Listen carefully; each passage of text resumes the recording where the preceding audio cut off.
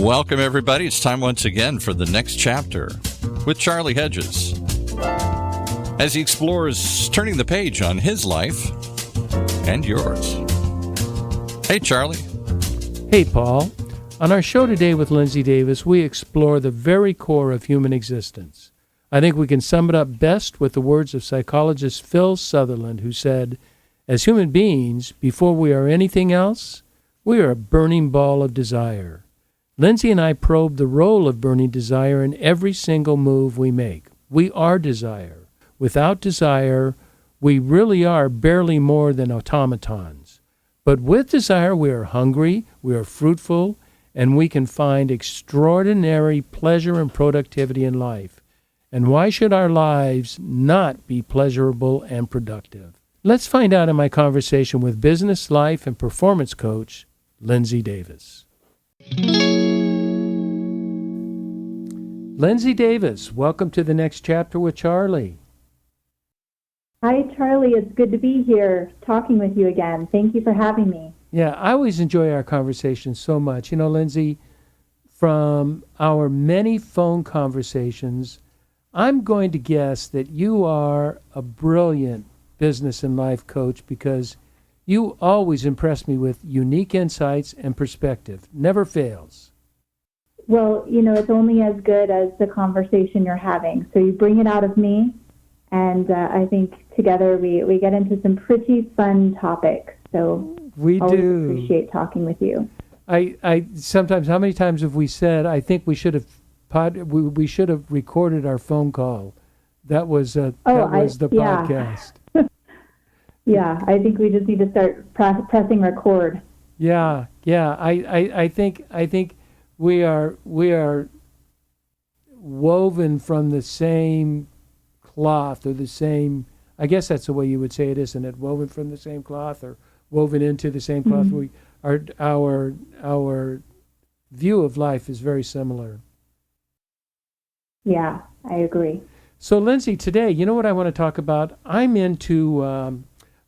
really into this idea of desire, just as a comment and as a content, and personally, I'm into desire myself. Like, I had a guest, I think it was last week, Jamie Lerner, and she called herself a pleasure junkie. I can relate to that. It's not that looking only for pleasure and having fun and being, crazy and wild, but I find enjoyment from so many different things in life, and I personally have lots of desires. Sometimes they are people desires, mission desires, and sometimes just pretty selfish, taking care of myself desires. Do you have things like that as well? I do, and I actually love the word that you chose, which is enjoy. Desire and enjoyment and pleasure can be really misunderstood as just superficial hedonism. And but I think really, like, who are we without desire? Who are we without enjoyment or sparks of joy? I don't know where that leaves us, except in, shades of gray, no pun intended. Yeah, and even that's a debatable joy. Right. You could really talk about that. I once had a psychologist tell me, and this has been, one of those things that have lasted several years in my life and guided much of my thinking. And I had a psychologist tell me that we are born a ball of desire. That's what, infants have desires, and we grow up with desires, and those desires somehow get squashed because of social constructs and parental constructs, and we lose our personal desires and start playing by outside desires. But this psychologist said we're born a ball of burning desire, and that desire drives so much of who we are and what we do. And I personally really resonate with that. Is that something that you feel in your life as well? Yeah, I love that phrase. I'm going to have to write that one down, a burning ball of desire. It reminds me, I was contemplating actually the topic of desire, and it reminds me of having like an energetic metabolism. We like put it into metaphor with like an appetite. You know, if a human doesn't have any appetite to speak about, we don't consider that a healthy human. And there is something about having this desire hunger. And I think a burning ball is a great phrase for that. But it, to me, indicates healthy humans. And I think you're right. I think a lot of times we are shaped and conditioned, either the way we grew up or the culture or the context that we find ourselves in as adults, told what we should desire, what we should be hungry for, and we become really disconnected from our energetic appetite. And we just start going through these rote motions. And, you know, I would question, just like in a physical body, just like that in the inner, the energetic body, like how healthy of a human, how healthy of an organism is that so disconnected from their own desire? It makes perfect sense to me that we have this. I like the energy idea, because energy certainly comes with desire, and we don't have energy around things that we don't desire. So much of our childhood is spent almost disengaging us from our desire and poo-pooing our desire and say, those are things of childhood. You can't think that. This is, and we start getting bombarded with social expectations and parental expectations. And, you know, God bless parents. I'm one myself, but we can tend to have what we think we would have wanted or we would have needed, and we put that sort of conformity or those sorts of ideas on our children, and they're not always consistent with the way our children are constructed. Our, you know, the biology and psychology, emotionality, and history of experience of a child could lead them to very, very, very different desires from what we have, and yet they feel guilty, can feel guilty for desiring that desire. Yeah, and you know, it sort of goes to the way, I know there's been a shift in psychology, but really the understanding that we used to have is that humans were static, that we're static in what we desire, who we are, how we think, when in truth we're really verbs, we're very dynamic. And so even having, I think, that self-permission to evolve and desire different things, and maybe what fit you or how you would have defined yourself or how people saw you at one point no longer fits, and really giving yourself permission to explore and have curiosity and energy about other things. I think that's a huge permission that we have available as people. And I wish that we were reminded of that more. You know, you use two big words in my vocabulary, curiosity and explore. Those are essential traits for me personally, is that I'm a very curious person. I'm always ready to, it seems like I'm constantly ready to be told, not so much that I'm wrong, but that I have incomplete data, that I don't understand the situation. When I understand the situation better, my expectations and my desires are somewhat altered, but they are consistent with me, yet it leaves the realm of egocentricity and into the realm of operating in a worldview. If that made any sense whatsoever. After I said it, I said, huh? It did. You used some big words for me, Charlie, but I like it. I follow you. So I'll say it like this, and I see this quite a bit. When many times I start with somebody, they've been so disconnected from what, you know, that egocentric, like they've either been told their desires are wrong, they've been told how they should be, or kind of the rules of the game that they're playing. And they're so disconnected that a really practical question can really unsettle them and almost haunt them. And I will just ask them, what do you want? And surprising how hard that one simple question can be when one hasn't really been connected to their energy metabolism, to their hunger, their desire, their curiosity for a long time. They actually don't know. And that becomes a really fun process, like that exploration of discovery back to their own soul and their own desire and their own artistic inquiry. I'm going to go back to your words of curiosity and exploration, because what they can do is they can once again arouse a dormant desire inside of us. That we have a desire, but it's been so long since we looked at it, or we even had permission to look at it or consider it, because it seems so often if we go for our desires, we're viewed that we're egocentric or self-centered, or that we're not considering the needs of other people and we're only considering our selfish needs. And I just did a show last week on self-care, and we just talked about, Lindsay, if you don't take care of yourself, who will?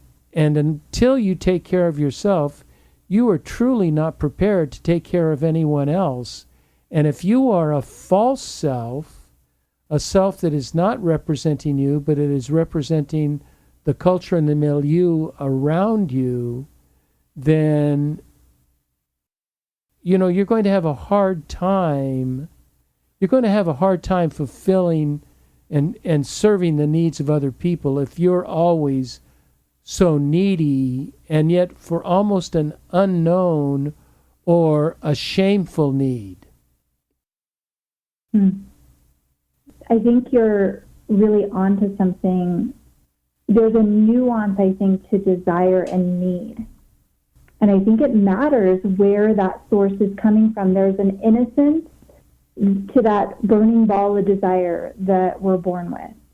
The innate curiosity we have. And, culturally, if we just go back historically, if everyone had just sourced what everybody else is doing and then trying to learn the rules of that and going through the motions, there would be no innovative edge. There would be no next frontier. There would be no pioneers of any industry. And so I think curiosity is so essential to innovation and creativity and inspiration, and benefits all of us. And the distinction between neediness, whether a desire is coming from that innate burning desire or a misunderstood lack inside, like an emptiness. Eastern philosophy, they talk about the legend or the archetype of the hungry ghost, always seeking, never satisfied. And that reminds me of like desire sourced from desperation or need. Well put. Desire sourced from separation, from desperation or need. Yeah. Rather than from this created desire for your unique self that I find is really important. One of the things I was thinking about as we get, we're talking high level here, and I wanted to get a bit practical at points.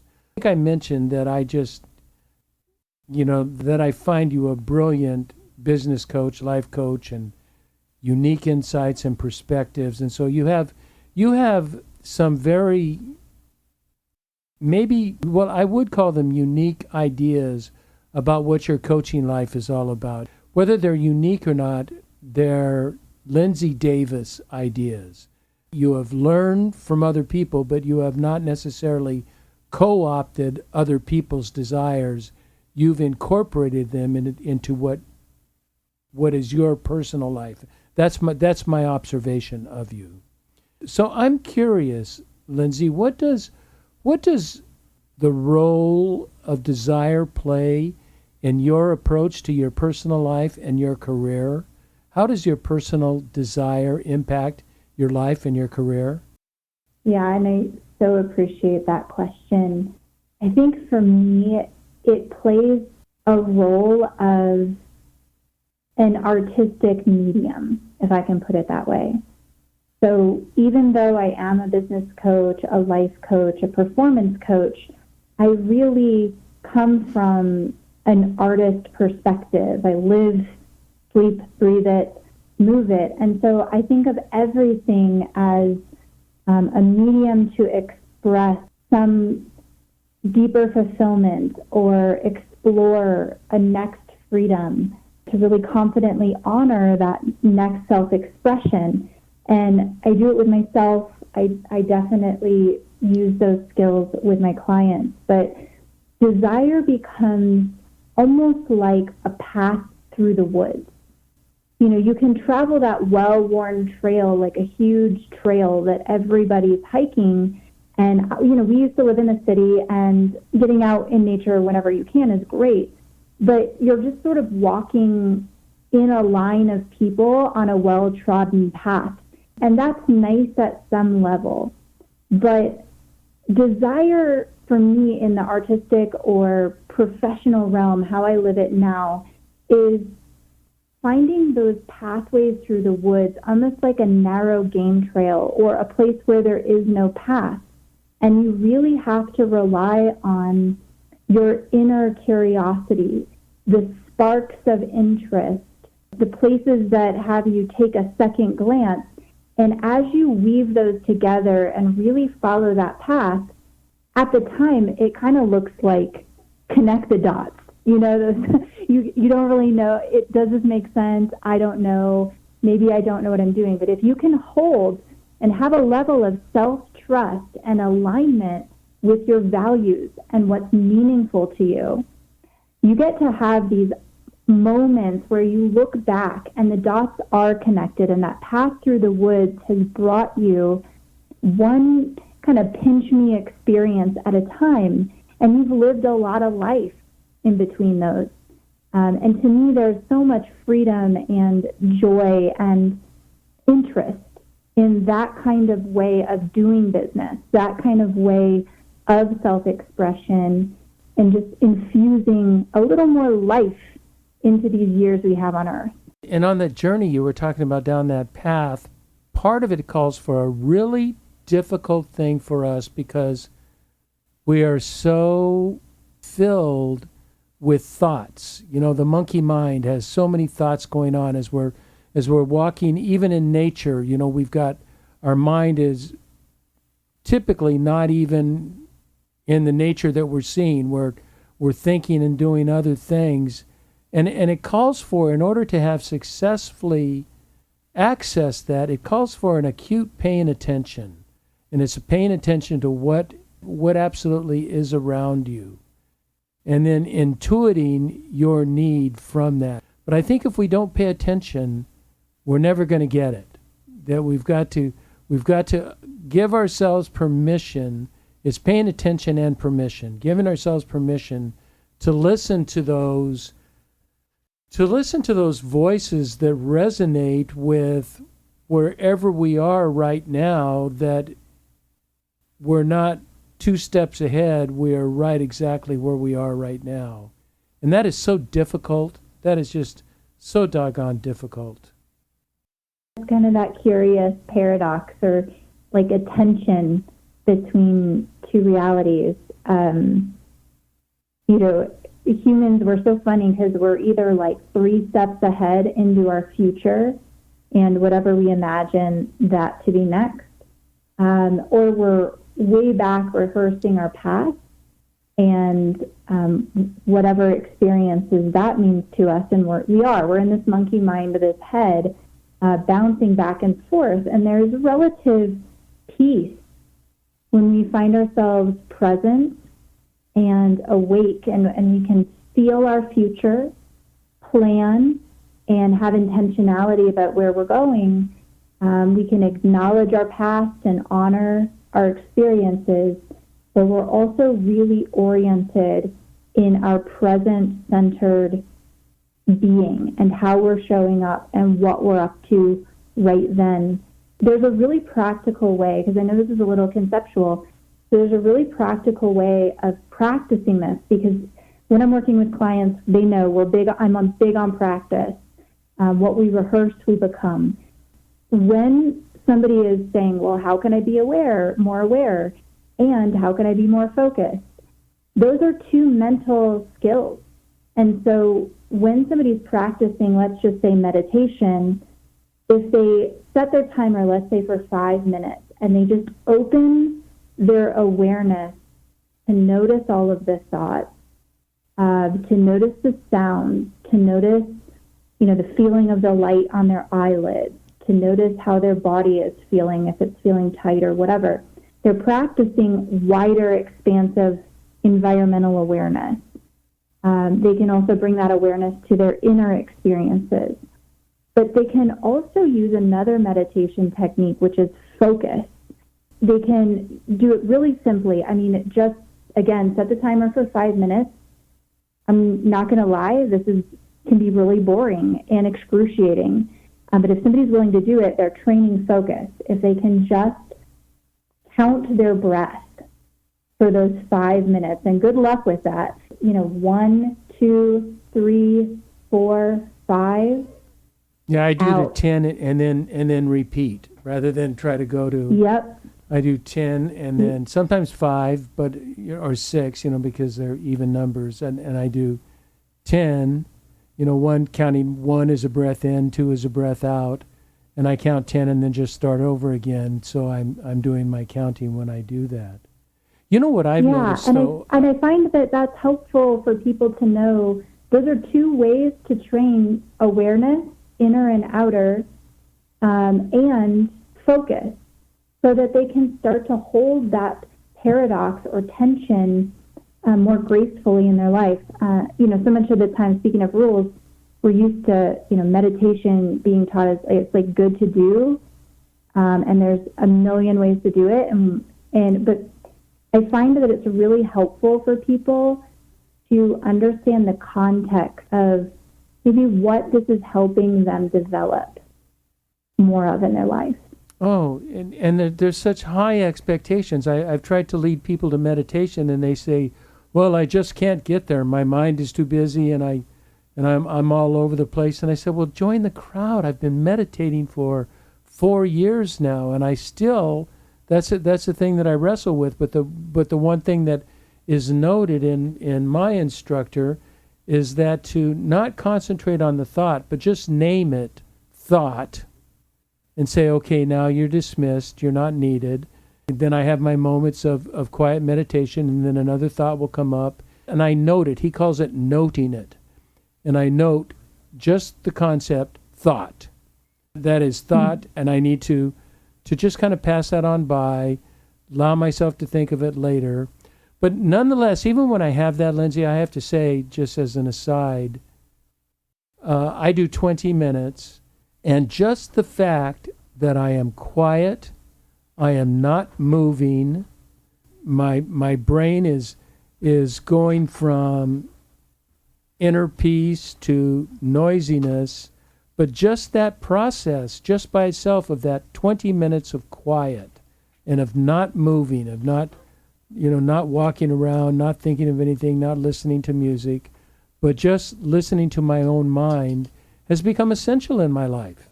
It's become very, very helpful. And other people say, well, that's a distraction. And my response is, what isn't? Life is a compilation of distractions.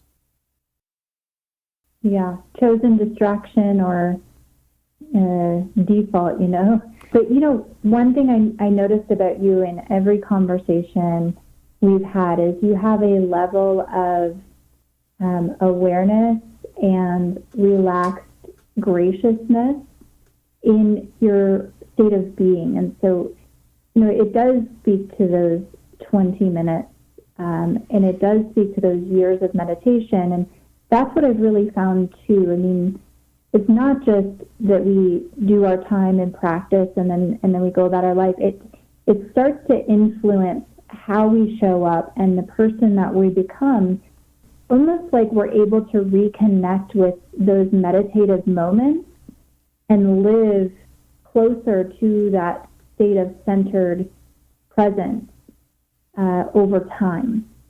And it may take a little bit of practice in time, but it does influence you. It's inevitable. Yeah, I agree. Thank you. And I think one thing that does happen is there is a graciousness to the second half of life. As you grow older and you grow out of the immediate overpowering ego needs, and your needs become more spatial, energetic, spiritual, if I may. Your energies are there, and hopefully what we can attain in older life. But we are all, I like to look at it as we are soil. We are not so much the plants. We are the plants, but we're the soil, and we prepare the soil. And even though we can have very rich and mulchy soil, it nevertheless needs nutrients. And we're always planting or adding nutrients to that soul. And that's what meditation is about. That's what prayer is about. That's what self-care is about. And taking care of ourselves. It's all about providing nutrients so our souls can grow, our inner selves, our inner desires, as my friend Terry says, our comfort in our own skin. That lies a lot in nutrition of our soul, of our soil, of the soil that we are planted in. I'm going to come back to that in a bit. What I'd like to do right now is take a quick break, and then I'm going to take us on a little journey. Sounds good.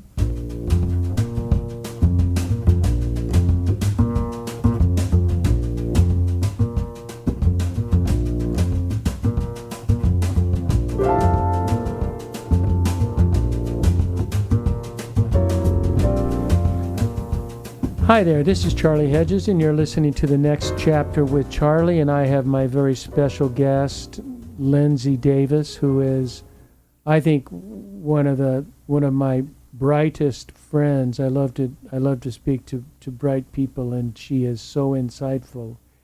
I kind of want to go into taking a look at how does desire, Lindsay, and how does my personal desire, and we will, by the end, we will talk about the dark side of desire. I'm not going to pretend that desire is all pure and beautiful, that there is a shadow side to desire.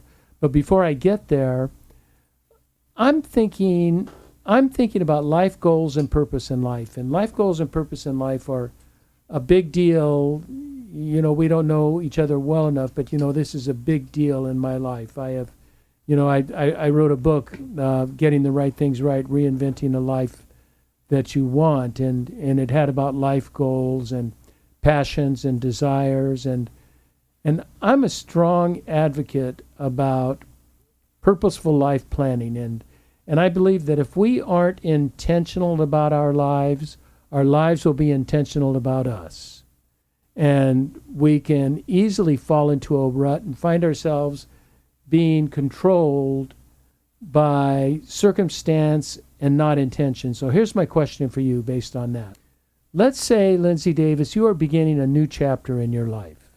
Now, I'm not thinking that you're going to do a total change, you're going to quit being a coach, but that you're just going through a period of refocusing. And you want to refocus your approach with your clients, your approach with yourself, with your daughter, with your husband. Each day in this new chapter, you have choices that you bring to what I'm calling the starting gate. I think we had talked about that before. There's a starting gate each day, and there's a starting gate to each new chapter.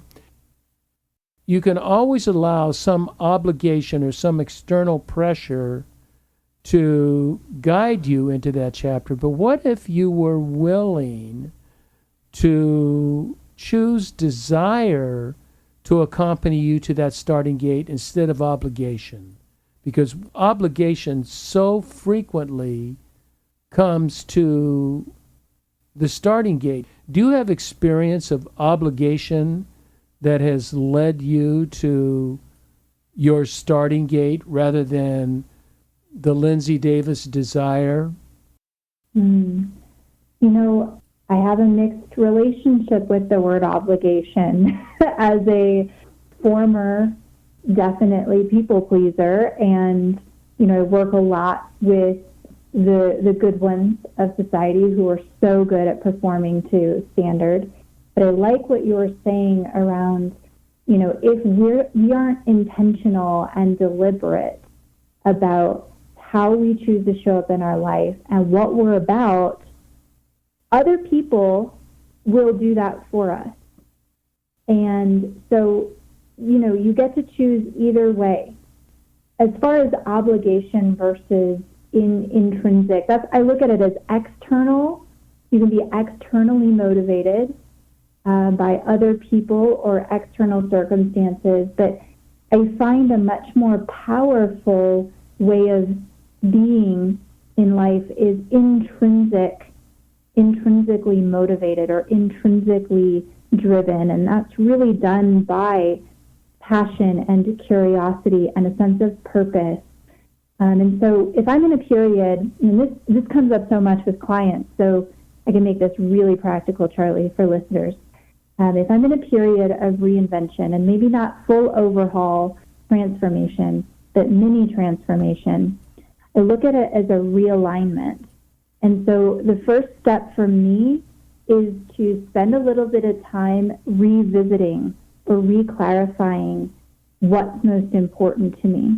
What are the values or the traits that I want to be about, or I want more of in my life, or I would like to express more? And I look at them as adding another color or a texture to our piece of art, which is the masterpiece of our life. And so initially, I'll find a little bit of time and tuck it into a week or so to really marinate in what's important to me and how can I better align myself in living out those values. Then on a daily basis, like what you were saying around the starting gate, there's a really easy way of starting an intentional morning. And morning rituals get really complex. Everybody has, you know, kind of their way that they see they want to do it. But for me, it can be just as simple as waking up, taking a deep breath in and welcoming myself into my day, and then choosing, what do I want to be about today? And just choose one word. I'd like to bring a kindness to today. And then allow myself to embody that through the day, to walk with kindness, to speak with kindness, to infuse it in how I am with myself, and how I am with my work and anybody I meet. So we have this way of practicing these values and choice points in the starting gate, and then eventually they kind of work on us, and we end up becoming that more, inviting more opportunities that allow us to express those traits more. Does that answer your question? Oh, yes. It answered my question and gave me a couple more. Now, that assumes kindness is one of your internal desires.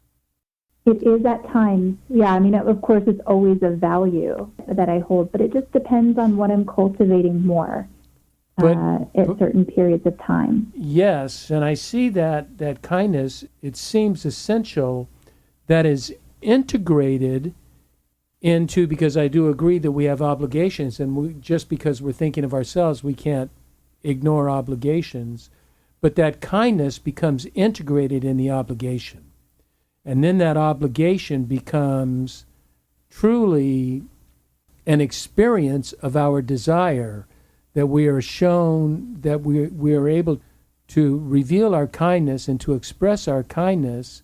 So we're expressing an inner desire, but in such a way, sometimes in an obligatory fashion or others, but it's serving other people. It is not just about me. When I get a hold of myself and when I understand my desires, then I am really capable of working with others so much stronger than I could be if I was only focused on them, because I would, using your word, I would no longer have the energy to proceed. Yeah, and we can only see somebody and meet them as clearly as we're willing to be with ourselves and our own stuff. And to tag back to the word obligation, the one that I like to use more, even with things that we do need to, that are important to show up, to have a consistency or a grittiness or a dependability about us, I look at them as commitments, so that I'm always shifting the responsibility and the choice point back to myself, or if I'm working with a client, back to them. There can be this almost passivity of, well, I have to do this, and I guess I should do this, or I ought to.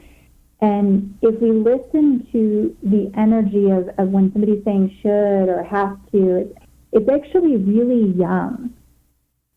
It reminds me of being a child and being like, I have to clean my room or else. If we wake up to this reality that we are adults and we get to be as selfish as we choose to be, and all of the consequences of that, we also can be as giving as we want to be. But to look at it as, what are you a living commitment to today? And when I see something on my calendar and I say, I'm committed to showing up because this is important for me to do, because it shifts that back to autonomy or self-ownership. And I find that frees that channel up in the inside again to access passion and what's the attitude I want to bring to this, and the effort or the healthy rigor, so that I'm not, dragging my feet and really draining the energy. Yeah, see, once again, here you go with insights and perspective, in that a commitment is an internalized obligation. And where it is, obligation is external, something I have to do, something I hate to do. A commitment is something I've made a choice on, that I have to do it, and maybe it not be the grandest thing that I look forward to do, but I'm committed to do it because I have the capacity, I have the desire to serve, I have the desire to do good for other people. And so that obligation is getting filled by choice, not by some external pressure of people or peers or, God forbid, religions, which are pretty obligatory. I just like the idea of commitment over obligation. Obligation seems so down and so oppressive, and commitment seems enlightening or refreshing. I like that distinction.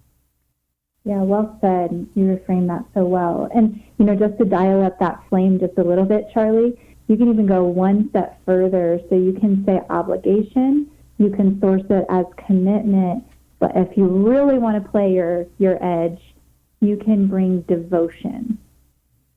And so looking at those things on your calendar, or ways that you have, activities that are a commitment for you, this is I'm devoted to doing this today because.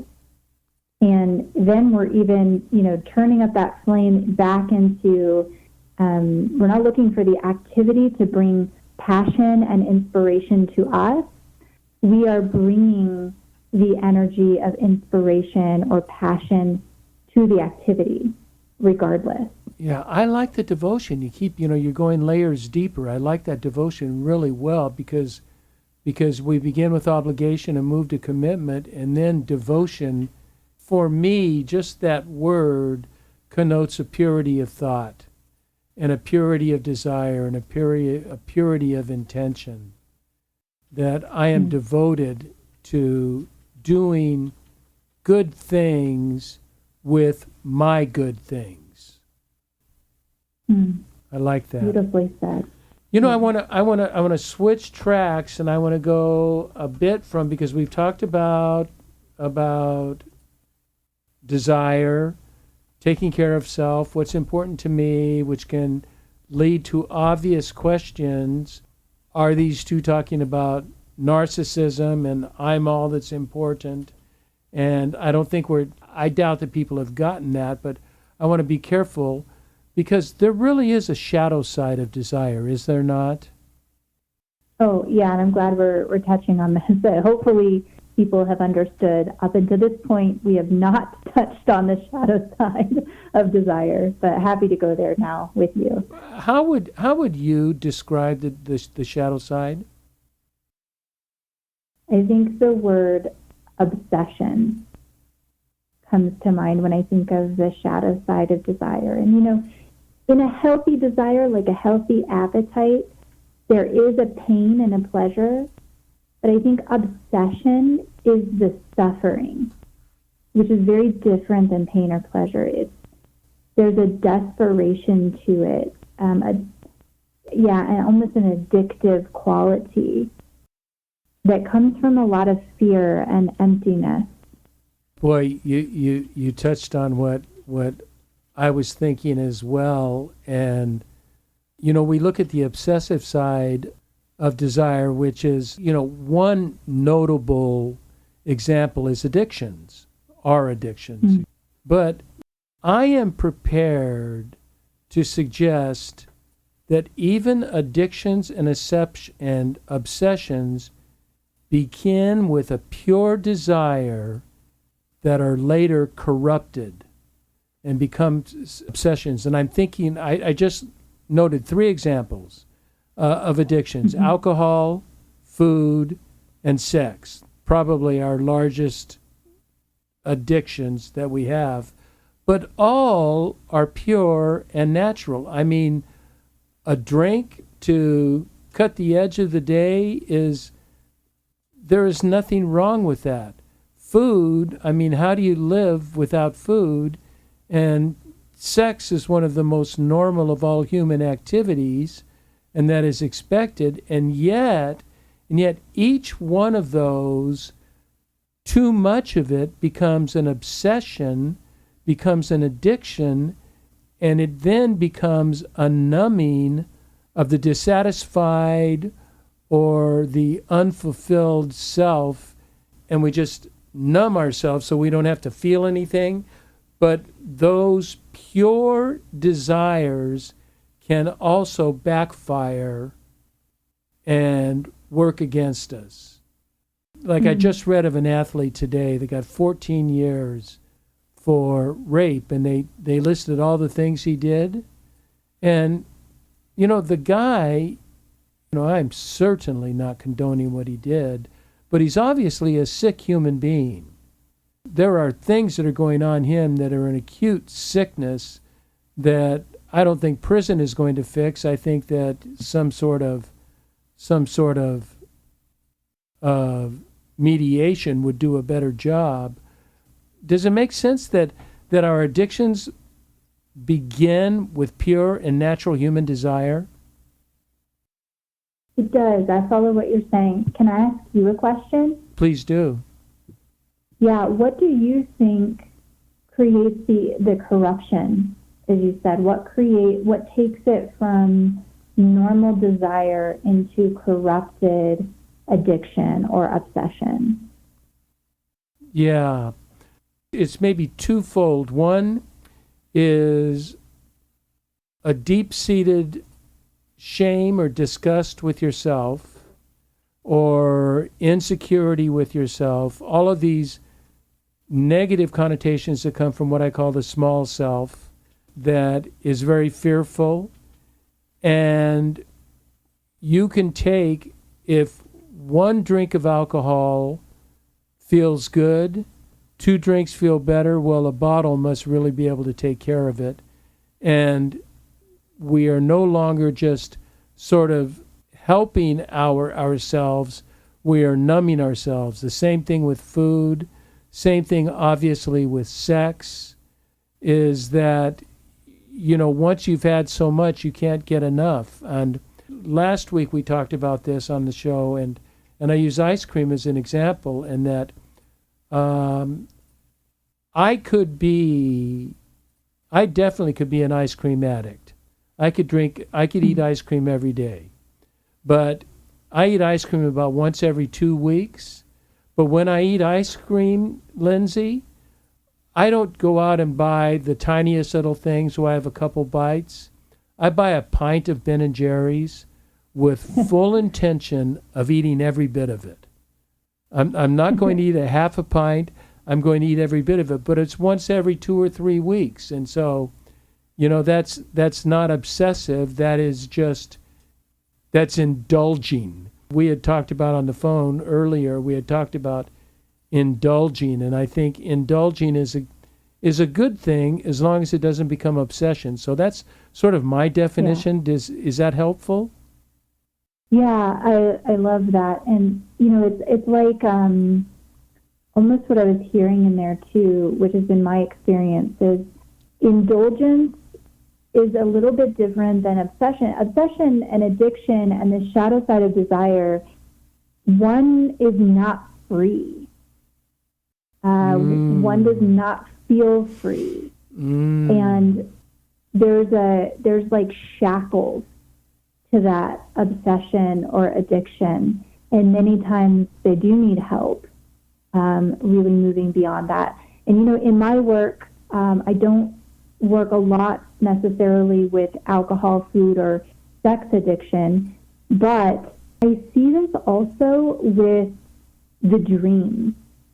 Almost being so addicted to the dream, obsessed with that kind of castle in the sky vision, when in reality, I'll be working with a client who is not free, doesn't feel free in their life. So this might be somebody who can't let go of always working in their business or designing the perfect artistic expression next, but unaware, not necessarily seeing that in the mundane, human, everyday world, they are abdicating their responsibilities as far as even just taking care of their bodies, paying their bills, showing up for family. It's almost like they've gone numb to what's going on in their present day reality because they are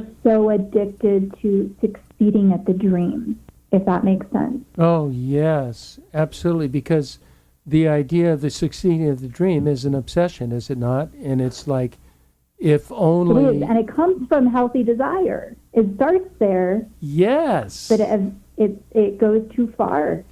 Yes, and that I think that's important to note, that the desire itself is not unhealthy, but the abuse, we abuse or corrupt the desire. I think it's going to satisfy all of our needs when we get there, and every time, and I mean every time we get there, we find we have not arrived.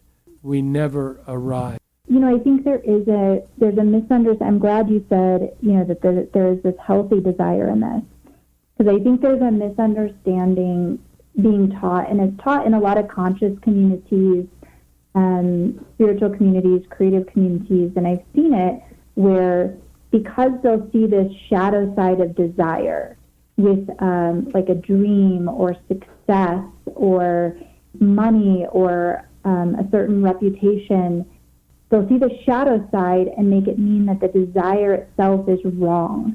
And so they're kind of going for being free of all desire, and maybe it's wrong to want to make money. It's wrong to seek success in my career. It's wrong to desire to be regarded or respected in my field. The desire itself is clean. And they're also then free to be at peace with the process of discovering that, or the journey of becoming or seeking those things, but without the obsession, without the addiction, so that they're also awake to be joyful now, to find a sense of pleasure and fulfillment now, and bring that to this healthy hunger, if that makes sense.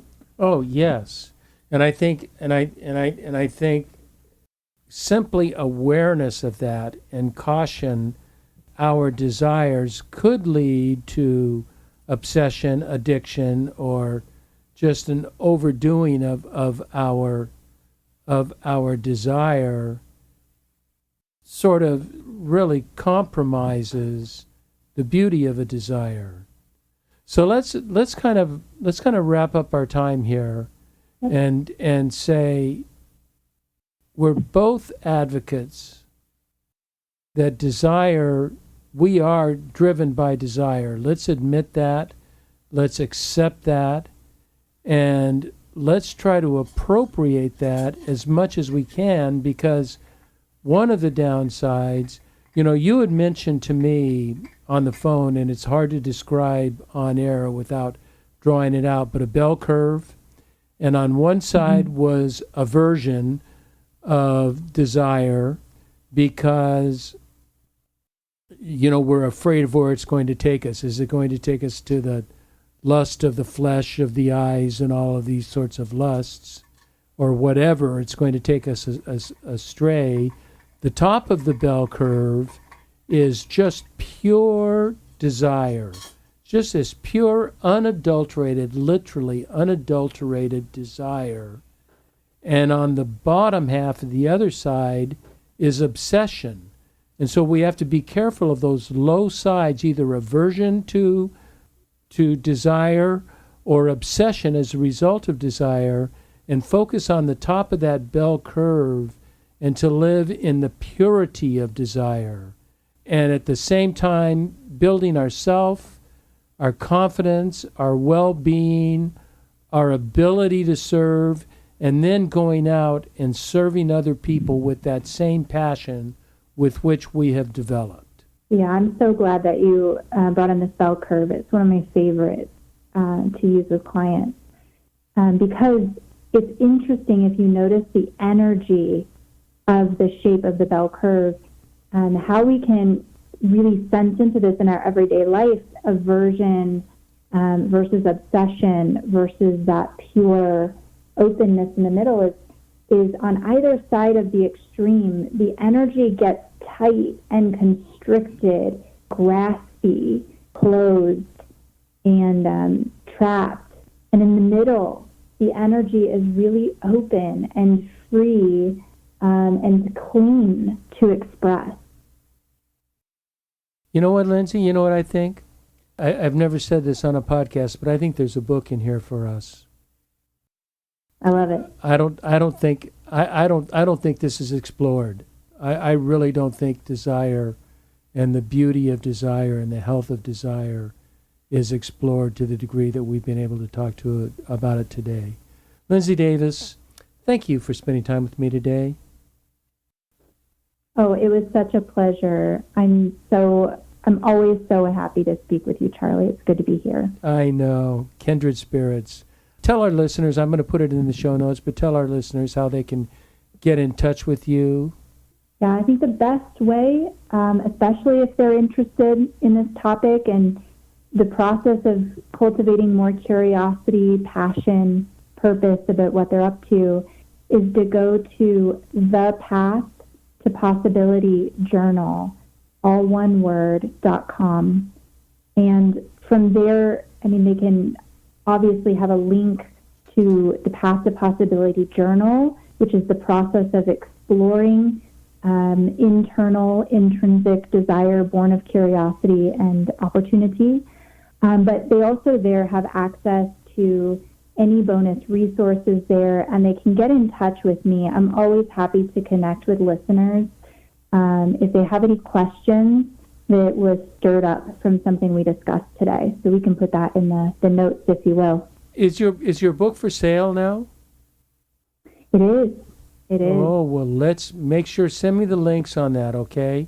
So I can get I can get that in the show notes, because I've reviewed the book and it is excellent. It's really well done for getting in touch with your inner self and who you are and how you can express yourself in life. And what your passions are. I love it, and I will put that in the show notes.